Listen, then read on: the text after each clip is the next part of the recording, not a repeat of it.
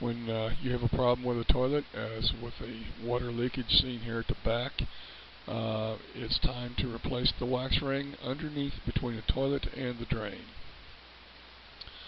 If you don't do that, in the course of time, you will eventually, with a wood subfloor, you'll end up rotting out the floor, and you'll have much more of a problem. Sometimes you'll end up with water. If it's an upstairs toilet, you'll have some ceiling problems. This little tutorial is to give you a notion of this. The supplies you'll need are a sponge to bail out the tank after you've flushed it, and the toilet bowl after you've plunged it, the wrench to take off the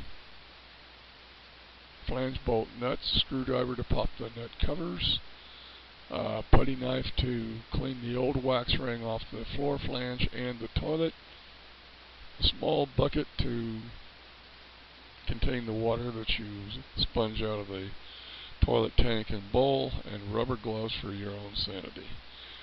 The wax ring on the right is one of those that has a flange on it, has a diverter on it actually. The plastic that you see on that ring would be removed before you set it on the floor or try to stick it to the toilet. To remove the toilet, you turn off the water supply. This is a quarter turn valve in this picture.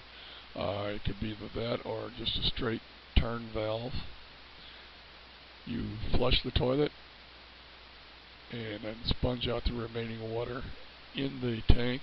When you flush it, hold up the flapper arm, the flush arm, to keep the flap up to drain out as much water as you flushed it. The toilet bowl will still contain water. You take a plunger, and a few quick plunges will clear most of it out of there. Then you come over to what you have here on the right side and use a sponge to clear that out of there. Now we remove the toilet. Use a screwdriver and lift a decorative cap as shown here.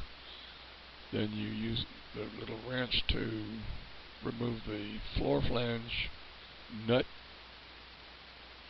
and repeat the process on the other side. Wipe these down and retain them for the next step.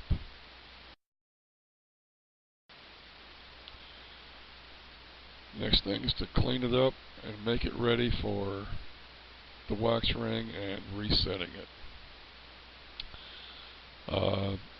You lift the toilet, you end up with something that looks something similar to the left-hand picture. Use the putty knife to scrape that wet ring off of there. Have some paper towels at hand so you can kind of wipe the knife as you go. Do the same thing with cleaning up the floor flange in the center. And you might want to tighten up the screws on the floor flange if they appear to be loose. On the right side, there's the caulk that's still on the floor. Take a putty knife and gently scrape it off, being careful not to damage the floor, particularly if it's vinyl. That brings you to the next step.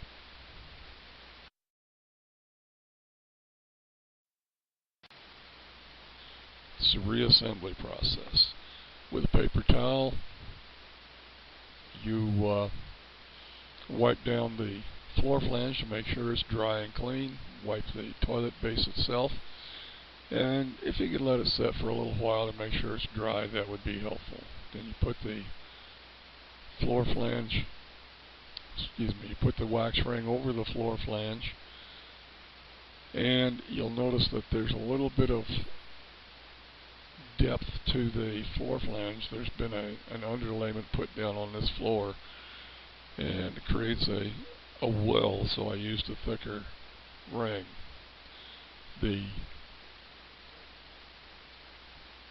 assembly of the washer and nut and whatnot is shown here on the bottom, on the left hand side.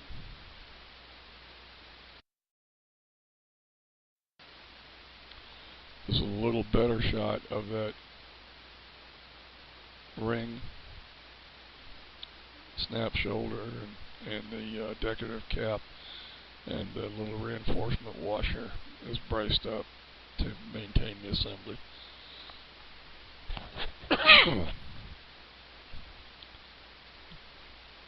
You tighten the, you put the toilet over the top of the floor drain. Make sure that the flange bolts come up through the mounting holes on the toilet. You'll feel it start to squish down. Hands on both sides at about the same point as the drain is, and kind of work it down and squish. You'll feel it, and you feel it come snug up to the floor. You put on the little snap ring, the washer, and the nut. Tighten it down. Do the same thing with the other side, and tighten them down enough that the toilet feels snug on the floor. Don't try to play Superman or Superwoman. You get yourself in trouble. Just try to make sure that you take it down to the point where the toilet doesn't wobble. Once that's done, you put the snap covers back on. The decorative covers, they will snap tight so that they stay with the toilet. Reconnect the water line and turn the toilet back on to test.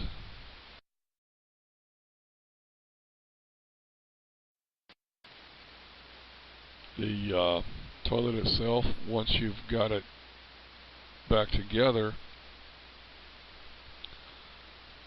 go ahead and let it fill, and then flush it to check and make sure that it flushes properly, and check for any leaks around the base and where you put the water line back on the toilet itself. There's two basic varieties of wax ring. This is the basic standard ring. Again, the plastic would be pulled off before you put the ring down. This is if your mounting flange is flush with the floor, or maybe a little bit above it, up to 3/8 of an inch perhaps.